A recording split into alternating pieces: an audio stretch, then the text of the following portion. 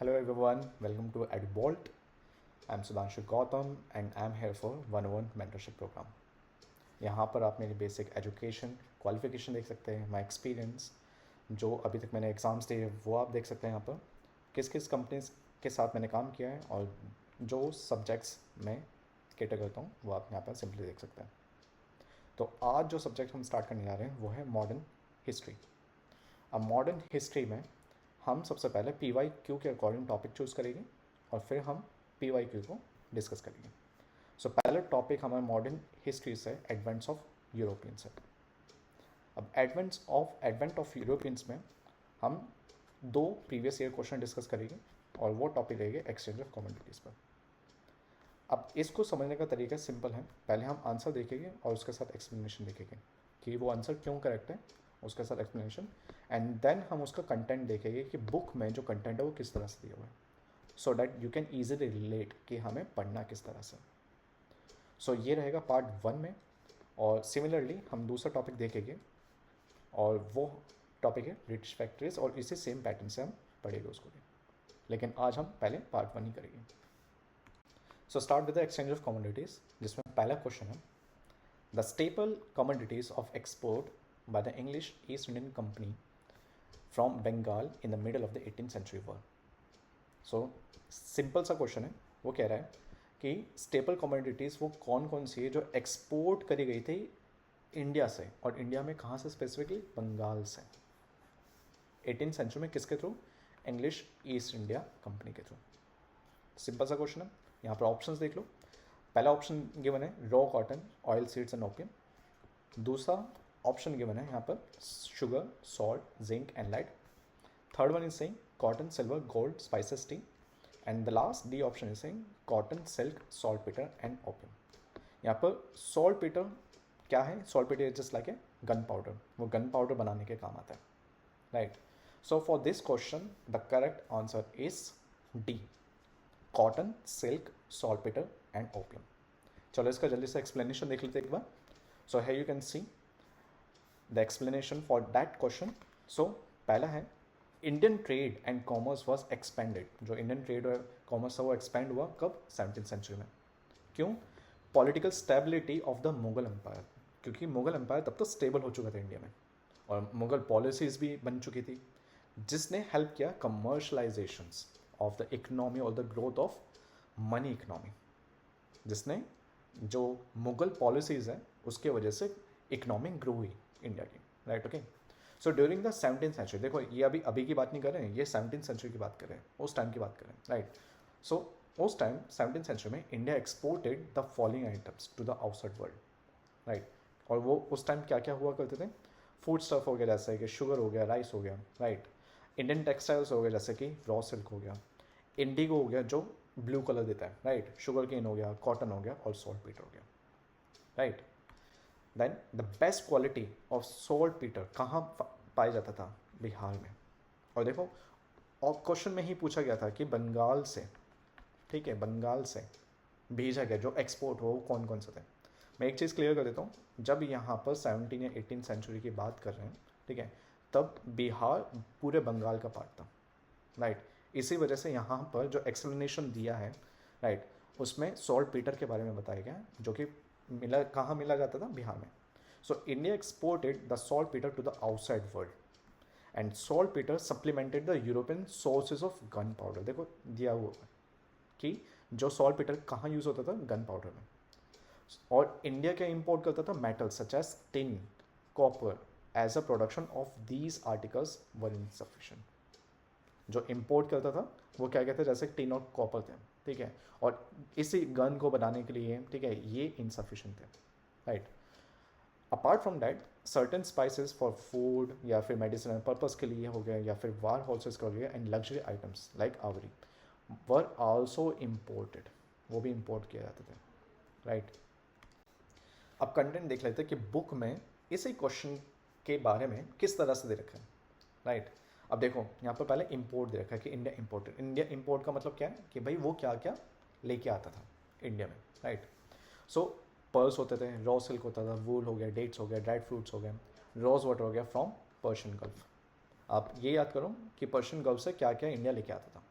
Arabia से क्या क्या लेके आता था? Coffee, gold, drugs and honey. China से क्या क्या आता था? Silk, porcelain, sugar, tea. Tibet से gold, musk and woollen cloth. ठीक है। सिंगापुर से tin and spices, perfume, areca. Areca क्या हो गया? अल्कोहल स्पिरिट, अल्कोहलिक स्पिरिट के काम आता है, राइट? ओके, अल्कोहल में ऐड होता है। Sugar from the Indonesian islands. ठीक है। और आइवरी ड्रग्स कहाँ से आते थे? अफ्रीका से। अब समझ आ गया इंडिया क्या क्या इंपोर्ट करता था उस time, right? So woollen cloth हो गए, मेटल्स हो गए लाइक कॉपर हो गया, iron and lead and paper from Europe. ठीक है। तो ये सारी चीज़ें इंडिया इंपोर्ट करता था एट दैट टाइम। इंपोर्ट मतलब इंडिया में आते थे ये सब। और किस किस जगह से आते थे वो मैंने यहाँ पर सर्कल कर लिया। तो क्या ये आपको याद करने की ज़रूरत है? Yes, you should remember these things कि ये कहाँ, ये चीज़ें कहाँ कहाँ से आई है। So it would be easy for you to remember, right? India's most important article of export, जो सबसे इंपॉर्टेंट आर्टिकल है जो एक्सपोर्ट किया जाता था, एक्सपोर्ट मतलब दूर से अपनी कंट्री से कहीं और भेजा जाता था, वो था cotton, right? Which were famous all over the world for the excellence and were in demand everywhere. भाई इतना सॉफ्ट था ना कॉटन, इंडिया का कॉटन अभी भी इतना सॉफ्ट है कि भाई इतना परफेक्ट, इतना सॉफ्ट पूरे वर्ल्ड में कहीं नहीं मिलता था। तो इसी वजह से इंडियन कॉटन बहुत फेमस हो गया था, राइट? और जो यूरोपियन थे, ईस्ट इंडियन कंपनीज थे, वो कॉटन को कैसे भेजते थे? रॉ मटेरियल भेजते थे। यहाँ से बनी हुई चीज़ नहीं भेजते थे कॉटन की, वो सीधा रॉ मटेरियल भेजते थे कॉटन को, right? So India also exported raw silk. आप ये चीज़ नोट करो कि भाई रॉ कॉटन भेजा है, रॉ सिल्क भेजा है, रॉ सिल्क फैब्रिक्स भेजा है, hardware, raw Indigo, salt Peter हो गया, ओपियम हो गया, राइस हो गया, wheat, sugar, paper and other spices, pressure stone and drugs. ये सारे के सारे रॉ है, सिर्फ रॉ ही भेजे जाते थे। कहाँ पर? ब्रिटिशर्स में। और कौन बेचता है? East Indian company. वो कुछ इन चीज़ों की बनी हुई, मतलब मैन्युफैक्चर्ड आइटम इन चीज़ों की बनी हुई कभी भेजता ही नहीं था। क्यों? क्योंकि रॉ मटेरियल बहुत चीपली परचेज किए जाते थे ईस्ट इंडिया कंपनी के थ्रू, और वो ब्रिटिश या फिर द ग्रेट ब्रिटेन में वहाँ बेचे जाते थे एट वेरी चीप रेट। तब वहाँ पर मैन्युफैक्चर करते थे, वहाँ की इंडस्ट्रीज मैन्युफैक्चर करती थी इन प्रोडक्ट्स को लेकर, और जो प्रोडक्ट बनाते थे उसको वर्ल्ड वाइड सेल करते थे एट हायर प्राइसेस, ताकि उनको प्रॉफिट हो जाए। इसी वजह से इंडिया में इंडस्ट्री स्टैब्लिश ही नहीं करी है अभी। I hope that you understood about the India imported one. इसी तरह से एक्सपोर्ट का देख लेते हैं, राइट? देखो यहाँ पर भी लिखा हुआ है, instead of exporting the manufacturers. भाई मैन्युफैक्चर आइटम एक्सपोर्ट ही नहीं किया जाता था। India was only export the raw materials like raw cotton, raw silk, which British industries needed urgently, or plantation products like indigo and tea or food grains which were short in supply in Britain। भाई Britain में already shortage थी इन raw materials की, और जो east India company ने वो as a raw material भेजे जाते थे ताकि वहाँ की इंडस्ट्री इसको एज अ प्रोडक्ट बना सकें। The British also promoted the sale of Indian opium in China. जो इंडिया में ओपियम उगाई जाती थी वो प्रोमोट किया जाता था कि भाई चाइना में जाके बेचो। इवन दो चाइनीज़ ने उसको बैन कर दिया था। क्यों? क्योंकि पॉइजनस है भाई एंड हार्मफुल क्वालिटीज़ है, तो चाइना क्यों चाहेगा, राइट? बट ओपियम बेचने से फिर भी बेचा गया ओपियम, ठीक है? ब्रिटेन ने फिर भी बेचा ओपियम, इंडिया से चाइना को बेचा, राइट? ओके। और जो बेचा ना उससे बहुत प्रॉफिट हुआ, किसको? ब्रिटिश मर्चेंट्स को, और इसके वजह से बहुत ज़्यादा रेवेन्यू आया उनका, and this fight revenues to the company controlled administration of India. अब हुआ क्या? अब इंटरेस्टिंग में एक चीज़ देखो, जो ओपियम ब्रिटेन में बैन था कि भाई तुम ओपियम नहीं बेच सकते ब्रिटेन में, मतलब अपनी कंट्री में बैन कर दिया, लेकिन चाइना में उसको बेचा गया। किस चीज़ के लिए? प्रॉफिट के लिए। सो इंडिगो मैन्युफैक्चर, अब ये तो हो गया ओपियम के बारे में हो गया, अब इंडिगो के बारे में देख लेते हैं।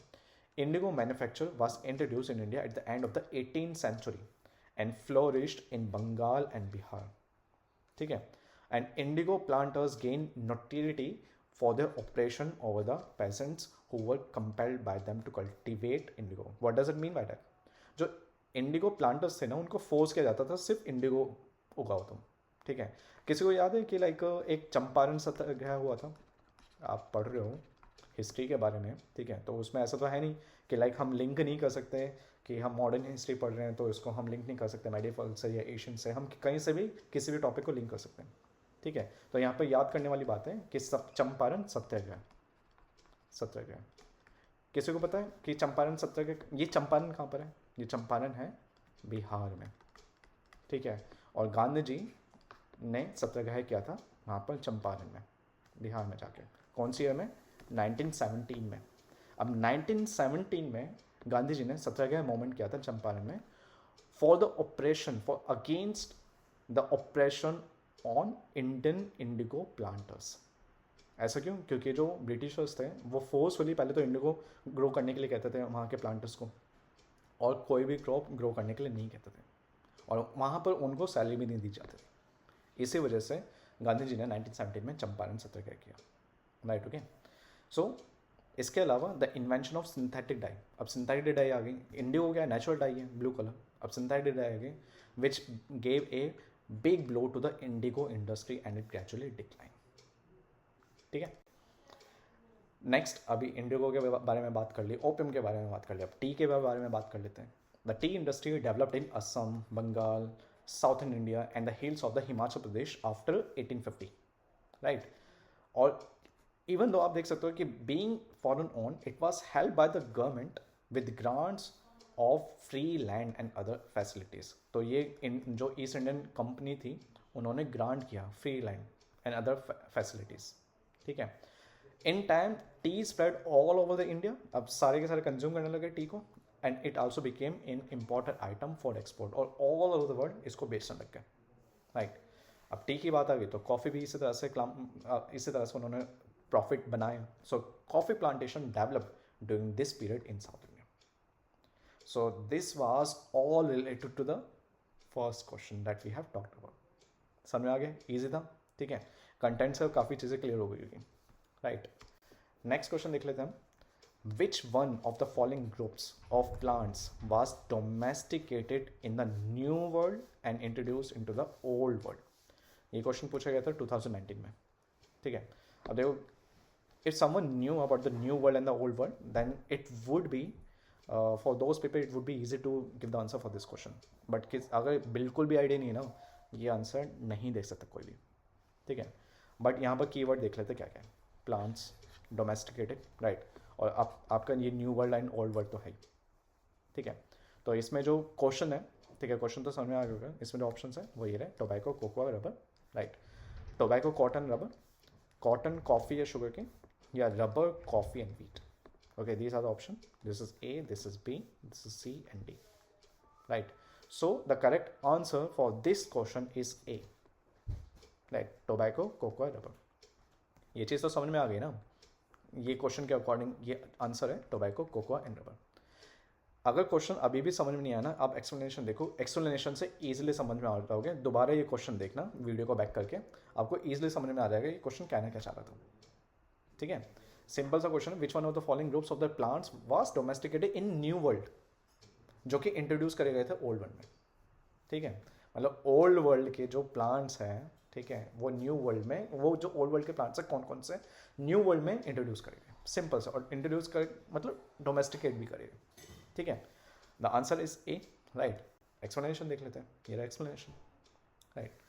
सो जब क्रिस्टोफर कोलंबस, भाई बहुत बड़ा जाना माना नाम है, सबको पता है कि कौन था क्रिस्टोफर कोलंबस, राइट, ओके। वो वॉयजेस में जाता था, उसी के थ्रू इंडिया मिला है, राइट, पूरे वर्ल्ड को, right. So after the voyages of Christopher Columbus in 1492, the Columbian exchange brought new world crops, ठीक है। सो ये कोलंबियन एक्सचेंज हुआ, उसने न्यू वर्ल्ड क्रॉप्स कौन कौन से थे? मेज था, पोटैटोज था, स्वीट पोटैटोज हो गए, मैन्यू को गए टू यूरोप, ठीक है। And old world crops such as wheat, barley, rice, turnips, livestock including horses, cattle, sheep, goats to America, ठीक है। अब देखो एक्सप्लेनेशन थोड़ा कॉम्प्लिकेट है, जो ऑलरेडी पढ़ चुका है, मल्टीपल टाइम्स रिविजन कर चुका है, उसको थोड़ा बहुत समझ में आ रहा होगा कि भाई इसके कहने का मतलब क्या है। बट मेरे साथ थोड़ा रुको, ठीक है, और इसको समझने की कोशिश करो। नहीं समझ आ रहा, इट्स रुको, अभी कंटेंट बहुत है इसको ईजी करने की, राइट, ओके। अब जितना मैं अब समझाने वाला हूँ ना, उस पर ध्यान देना बस, राइट, ओके। इसको थोड़ी देर के लिए भूल जाओ कि भाई ये क्या कह रहा है, अभी भूल जाओ, राइट, ओके। यहाँ देखो, यहाँ ये क्या है, देखो ये है plant of the new world. New world किसको कहा गया है? अमेरिका को। ये है plant of the old world. Old world किसको कहा गया है? यूरोप, अफ्रीका एंड एशिया को, ठीक है। और उसके प्लांट्स देख लो यहाँ पर कौन कौन से हैं, और न्यू वर्ल्ड के प्लांट्स मतलब अमेरिकन प्लांट्स और यहाँ पर यूरोप, अफ्रीका एंड एशिया सबको मिला के प्लान्स, ठीक है।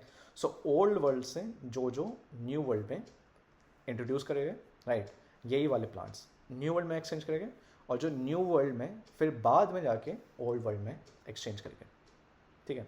अब इसको देखो, याद तो करना ही पड़ेगा, किसी एक को याद कर लो, किसी के लिए ये याद करना ईजी रहेगा, किसी के लिए ये याद करना ईजी रहेगा, ठीक है।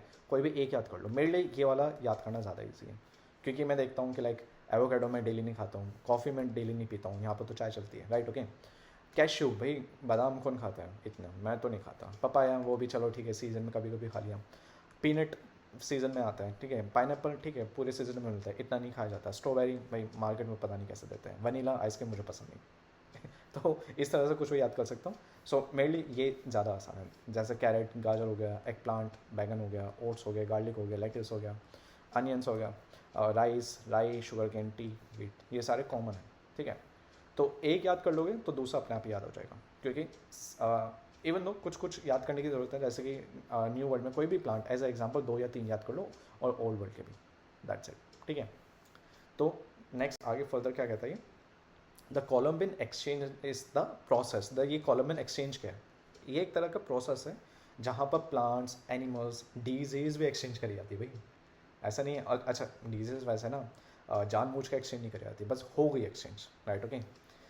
पीपल भी एक्सचेंज कर जाते हैं, and ideas have been introduce, कहाँ से, यूरोप से, एशिया से अफ्रीका, कहाँ पर, अमेरिका में, और इसी तरह से अमेरिका से यूरोप, एशियन, अफ्रीका में, ठीक है। अब तो ये समझ में आ गया ना, थोड़ा बहुत तो समझ में आ गया ना कि यूरोप, एशियन, अफ्रीका ये क्या है, ओल्ड वर्ल्ड, और अमेरिका एक लौता क्या है, न्यू वर्ल्ड, राइट, ओके। और अमेरिका का मतलब ये नहीं सिर्फ नॉर्थ अमेरिका, जिसमें हमारा क्या क्या क्या आ गया, नॉर्थ अमेरिका आ गया, साउथ अमेरिका आ गया, और हमारे कुछ आइलैंड्स आ गए जैसे बहामास, जो कि अमेरिका और नॉर्थ अमेरिका और मैक्सिको के बीच में, ठीक है।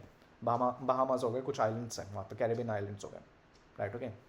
So it began in the 15th century. ये जो एक्सचेंज है कब स्टार्ट हुआ, 15th सेंचुरी में स्टार्ट हुआ, when oceanic shipping brought the western and eastern hemisphere into contact. इसका मतलब क्या है, देखो हमारे ग्लोब ये है ना, राइट। अगर मैं इसको एज लॉन्गिट्यूड बना दूँ, उसको 0 डिग्री कह दूँ यहाँ पर, ठीक है। तो इसके इस तरफ क्या हो गया, ये हो गया ईस्टर्न हेमिस्फीयर, इसके इस तरफ क्या हो गया, ये हो गया पूरा वेस्टर्न हेमिस्फीयर, हो गया ना, राइट, ओके। सो 0 डिग्री आप सबको पता है किसके थ्रू होते हैं, जाती है। अब देखो मैंने यहाँ पर ज्योग्राफी इंट्रोड्यूस कर दी, तो बेसिक आइडिया तो सबको पता है, वैसे बहुत सिंपल चीज़ है इसको समझना भी, राइट, ओके। तो जो लॉन्गिट्यूड है 0 डिग्री, वो कहाँ से होते जाते हैं, ब्रिटेन से, राइट, ब्रिटेन से होते जाते हैं। सो ब्रिटेन के लिए इधर वाला ईस्टर्न साइड हो गया, ब्रिटेन के लिए, राइट, ओके। और यूरोपियन कंट्रीज़ के लिए, यूरोपियन कंट्रीज़ का जो ब्रिटेन का, तो यूरोपियन के लिए इधर वाला पार्ट ईस्टर्न हेमिस्फीयर हो गया, इधर वाला पार्ट वेस्टर्न हेमिस्फीयर हो गया। एंड हमारे इंडिया के कहाँ है, ईस्टर्न हेमिस्फीयर में, ये रही हमारी इंडिया, ठीक है। बट इंडिया के लिए इसके इधर वाले जितने भी चीज़ है ना, सारी की सारी कंट्रीज़ है ना, नॉट चीज़ बट जितनी सारी कंट्रीज़ है ना, ठीक है, वो सारी वेस्टर्न कंट्रीज़ हो गई। मिडिल ईस्ट को छोड़ के, मिडिल ईस्ट के बाद जो भी आता है वो सारी वेस्टर्न कंट्रीज़ हो गई, इंक्लूडिंग यूरोपियन और अमेरिका, साउथ अमेरिका, ठीक है, ये सारी, ठीक है।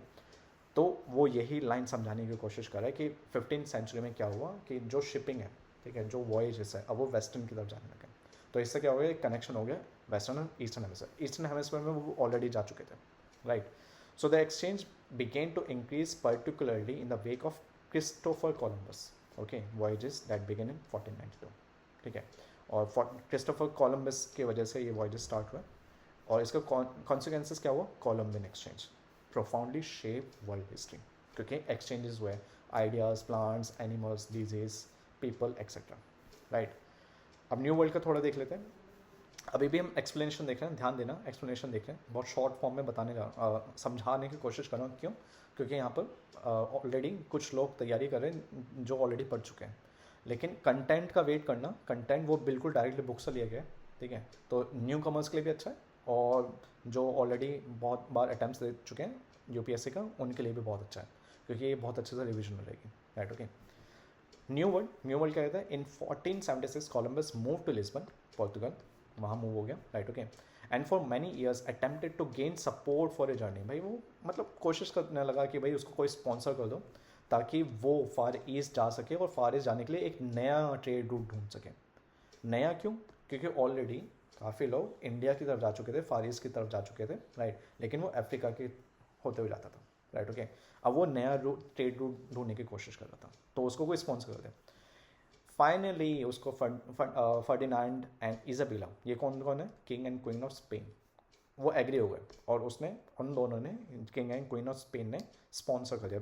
ये याद रखना, king and queen of Spain, उन्होंने उन दोनों ने फाइनेंस कर दिया, ठीक है, कि जाओ ढूंढ के आओ न्यू ट्रेड, ठीक है। अब भाई चल दिया। इन 15th and 16th century Europeans wanted to find routes to the Far East, ठीक है। सो Columbus wanted to find a new route to India, China, Japan, far east, ये हो गया स्पाइस आइलैंड्स। ये स्पाइस आइलैंड्स क्या है, इंडोनेशिया, मलेशिया, ठीक है, ये स्पाइस आइलैंड्स हो गए। If he could reach these lands, then he would be able to bring back rich cargoes of silk and spices, क्योंकि ऑलरेडी यूरोपियन कंट्रीज को पता था कि फार ईस्ट से सिल्क एंड स्पाइसेस आ रहे हैं, right. So Columbus knew that the world was round and realise that by sailing west, पता है ऑलरेडी कोलंबस को कि वर्ल्ड राउंड है, तो भाई ईस्ट ना की तरफ ना जाके मैं वेस्ट की तरफ चला जाता हूँ, तो मैं पहुँच जाऊँगा, वहाँ पर पहुँच जाऊँगा इंडिया में, राइट। तो वो ईस्ट की तरफ ना जाके वेस्ट की तरफ चला गया, क्योंकि अगर ईस्ट की तरफ जाता तो अफ्रीका से होते हुए जाता, राइट, ओके, जो कि ऑलरेडी पहले एक्सप्लोरर ने कर चुके थे और वो पहुंच भी चुके थे। So after sailing across the Atlantic ocean towards west, east की तरफ नहीं वेस्ट की तरफ, 10 वीक हो गए थे, और 10 वीक में सेलर ने एक आइडेंटिफाई किया, उसने साइड किया कि उसको दिख गया कि कि भाई एक आइलैंड है, और उस सेलर का नाम था Rodrigo Bermejo, right, okay. Even though Columbus ने भी इसका क्रेडिट ले लिया। So now they landed on a small island in Bahamas. ये कहाँ है, बहामास, मैंने बताया था ना, ये रहा, सपोज करो ये रहा नॉर्थ अमेरिका, फिर इसके नीचे ये मैक्सिको आता है, तो यहाँ पर आपको इस जगह यहाँ पर आपको छोटे छोटे आइलैंड्स मिलेंगे, तो इनमें से एक आइलैंड है बहामास, वो पहुँच चुका था, और उसने वहाँ पहुँच कर सबसे पहले तो नाम दे दिया सैन सैल्वाडोर का, इस तरह से उसका नाम पड़ा है उस आइलैंड का, राइट। अब उसने ये आइलैंड ना क्लेम कर दिया किसके नाम, Spain, king and queen of Spain के नाम। क्यों, क्योंकि भाई यही तो लोग थे जिन्होंने कोलंबस को स्पॉन्सर किया था कि जाओ ढूंढो, उसके नाम उन दोनों के नाम वो कर दिया सैन सैल्वाडोर, ठीक है। लेकिन वहाँ तो ऑलरेडी पॉपुलेटेड रह रहे थे, ठीक है, वहाँ पर ऑलरेडी पॉपुलेशन रह रही थी, राइट। तो अब देखो, जो किंग और क्वीन को एक नया आइलैंड दे रहा हो तो भाई वो खाली होना चाहिए ना, ताकि किंग और क्वीन उसके हिसाब से अपने आप को अपने लोग लेके आ सके, राइट, ओके, अपना स्ट्रक्चर बना सके उसी के अकॉर्डिंग, लेकिन वो तो ऑलरेडी वहाँ पर पॉपुलेशन थी, right. So Columbus called all the people he met in that island Indians. अब उसको लगा भाई वो पहुँच गया, इंडिया पहुँच गया, और वहाँ पर जितने भी वहाँ के लोग थे, इंडिजिनस पीपल थे, उनको इंडियंस बोला, because he was sure that he had reach the Indies, ठीक है। So this initial encounter opened up the new world to European colonization, which would come to have a devastating impact of indigenous population. तो ये devastating impact क्या है indigenous population पर, तो ये अब हम कंटेंट में पढ़ेंगे easy वे में, राइट। आई होप ये एक्सप्लेनेशन समझ में आ गए होंगे सबके। अब देखो कंटेंट देखो, ठीक है, कि बुक में किस तरह से दे रखा है। पहले ओल्ड वर्ल्ड के बारे में देखते हैं। अगेन अब छोटी छोटी चीज़ें ऐसी होगी जो ऑलरेडी आपको सबको पता चल गई होगी कि ओल्ड वर्ल्ड का मतलब क्या है। So old world refers to Europe, Asian, Africa. मैं रिपीट नहीं करूँगा, जो नई चीज़ है वो एक्सप्लेन करूँगा, right. The old world refers to Europe, Asia and Africa which were the known continents to Europeans before Columbus voyage, ठीक है। और Europeans in the 15th and 16th century sought sea routes to the far east. भाई वो भी 15 और 16 century में फार east का नया रूट ढूंढना चाह रहे थे, right, okay. So before Columbus European explorers उन्होंने ट्राई किया था वो ट्रैवल भी किया था ईस्ट वर्ड में, ठीक है, और वो पहुंच चुके थे फार ईस्ट, मतलब इंडिया और जापान और चाइना और मलेशिया जैसी आइलैंड कंट्रीज में पहुंच चुके थे, राइट। लेकिन किस रूट के थ्रू, अफ्रीका के रूट के थ्रू।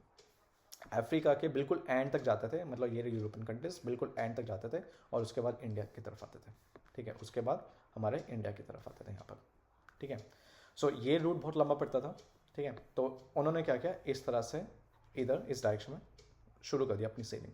लेकिन जब यहाँ इस तरफ से सेल करना स्टार्ट किया तो किससे टकरा गए, नॉर्थ अमेरिका से, ठीक है, यहाँ पर मैक्सिको से, और नीचे और साउथ अमेरिका से, right, okay. So to reach Asia as this was established route to for east, and Europeans including the Columbus understood the earth was round. Again वही सेम चीज़, ठीक है, कि भाई मैं अगर वेस्ट की तरफ सेल करूँगा तो Asia पहुँचाऊँगा। So Spain, among the other European nations, sponsors exploration to expand trade, wealth, influence to the old world and beyond. ठीक है, तो उन्होंने कहा कि भाई अब एक काम करो, स्पेन ने स्पॉन्सर किया, स्पेन के मतलब किंग ने, स्पेन के किंग और क्वीन ने, याद है ना एक्सप्लेनेशन में उन्होंने पढ़ा था, राइट, ओके। तो देखो बुक में इस तरह से दे रखा है सिंपल, उन्होंने इतना एलाबरेट नहीं कर रखा। तो जो यूपीएससी की प्रिपरेशन है वो एक सिंपल नहीं है, हम याद नहीं कर सकते सारी चीज़ें। सो ये जो कंटेंट है ना वो एक तरह से स्टोरी है, और story it is easy for us to remember. और स्टोरी याद करने के लिए भूलना नहीं, क्योंकि कंटेंट बहुत ज़्यादा है, ठीक है। इसको स्टोरी ही की ही तरह याद करो, ठीक है। तो यहाँ पर अगर स्पेन दे रखा है ना, तो यहाँ पर देखो कि लाइक उस टाइम किंग और क्वीन ही तो हुआ करते थे, right. So Spain among other European nation sponsor exploration, उन्होंने स्पॉन्सर किया, और भी एक्सप्लोरेशन करने के लिए स्पॉन्सर्स करे थे, किसके लिए, ताकि वो ट्रेड को एक्सपेंड कर सके, वेल्थ लेके आ सके, ठीक है, influence in the old world and beyond. So the old world was characterised by establish trade networks. जो ओल्ड वर्ल्ड के कैरेक्टराइजेशन है वो किस तरह से इस्टेब्लिश करी गई है कि उनके ट्रेड नेटवर्क्स को लेके, पावरफुल मोनार्कीज को लेके, डिज़ायर फॉर एक्जॉटिक गुड्स जो ईस्ट से आती थी, फार ईस्ट से आती थी, ठीक है, जिसकी वजह से एक्सप्लोरेशन के ना एकदम बाढ़ से आ गई कि भाई चलो एक्सप्लोर करते हैं। So Columbus journey through intended to reach the old world's far east, ठीक है, फार ईस्ट की तरफ पहुंचना था, inadvertently connected to the old world to the America, और अमेरिका क्या हो गया, न्यू वर्ल्ड हो गया रीशे। और इसके वजह से जैसे कनेक्शंस हुआ ना भाई, इसने पूरा का पूरा ग्लोबल ट्रेड चेंज कर दिया और कॉलोनाइजेशन भी चेंज कर दिया, right. So this was all about the old world. New world देख लेते हैं हम। So the new world refers to America, ठीक है, इंक्लूडिंग द कैरिबियन आइलैंड्स। और कैरिबियन आइलैंड्स का मैंने अभी समझाया था किस जगह है, राइट। नॉर्थ अमेरिका हो गया, साउथ अमेरिका हो गया, which were discovered by Europeans during the age of exploration. और यहाँ पर वहाँ के इंडिजिनस लोग, नेटिव लोग ऑलरेडी रहते थे, right, okay. So Columbus landed on a small island in the Bahamas, which he named San Salvador, believing that he has reached the Indies, means India पहुँच गया। And this marked the European discovery of the New World। और new world में क्या मिला उनको, America, India नहीं मिला था। वो तो गलती से सोच बैठते कि लाइक हमें इंडिया मिल चुका। So this new world, America, was already inhabited by the indigenous people when Columbus mistakenly called them Indians, due to his belief that he has reached to India or Asia. So Columbus encounter opened the new world to European colonization. भाई Europeans के लिए ये चीज़ एक तरह से new world हो गई, which had devastating effects on indigenous population। क्यों? क्योंकि अब ये जो इंडिजिनस पॉपुलेशन थी ना, यहाँ के जो लोग थे, ये यूरोपियंस डिजीज से नहीं गुजरे थे, ठीक है, कभी उनको देखी भी नहीं थी ऐसी बीमारी जो ऑलरेडी यूरोपियंस के बीच फैल रही थी। अब यूरोपियंस के लिए उस डिजीज़ को झेलना बहुत कॉमन हो चुका था, क्योंकि अब सालों साल झेल चुके हैं, लेकिन यहाँ के नए लोगों के लिए तो नहीं थी ना। अब डिजीज़ की वजह से अब लोग बचने लगे, अब बचने की वजह से डिस्प्लेसमेंट, वो अलग अलग जगह ढूंढने लगे। This made the European people to colonise these islands और न्यू कंट्रीज ईजी। उनको कोई गन की ज़रूरत नहीं पड़ी, उनको भगाने की ज़रूरत नहीं पड़ी, ठीक है, इंडिजिनस पॉपुलेशन को, राइट। एंड एक्सप्लॉयटेशन भी स्टार्ट कर दिया, वहाँ के नेचुरल रिसोर्सेज को एक्सप्लॉयट किया उन्होंने, वहाँ के लोगों को एक्सप्लॉयट किया, राइट। अब साउथ अमेरिका में गोल्ड एंड सिल्वर मिल गया उनको, वहाँ की माइंस मिल गई, ठीक है। अब उन्होंने स्पेन पहुँचाना शुरू किया। Remember why Spain? क्योंकि स्पेन के किंग एंड क्वीन ने स्पॉन्सर किया था, right. And this fuelled international trade and industrialisation in Europe, ठीक है। अब Spain and Portugal initially gain wealth, उनको स्टार्टिंग में तो मिला क्योंकि उन्होंने स्पॉन्सर किया था भाई, वो हकदार है सबसे पहले इस नई वेल्थ के लिए, ठीक है। But they did not invested in effectively, right. So instead countries like England, France, Belgium, Holland, इन सब ने मिलकर एक जॉइंट स्टॉक कंपनी बना दी और अपना पैसा लगाया, ताकि वो इस्टेब्लिश कर सके कॉलोनीज को और अपना एक्सपेंड कर सके ट्रेड को, जिस तरह से स्पेन और पोर्तुगल ने किया, right. The new world introduced Europeans to new products जैसे tobacco, potatoes, cane sugar cane कह दो, कोकोआ एंड रबर।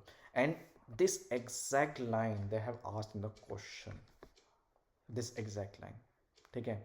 तो बस इतना सा अगर पता होता ना कि भाई कौन कौन सा प्रोडक्ट है, ये इंपॉर्टेंट होता है ऐसे याद करने के लिए, ठीक है, क्योंकि ये बहुत बड़ा चेंज था which transform the economics and lights in Europe. भाई इसी का ही क्वेश्चन बना दिया इन्होंने सिंपल सा।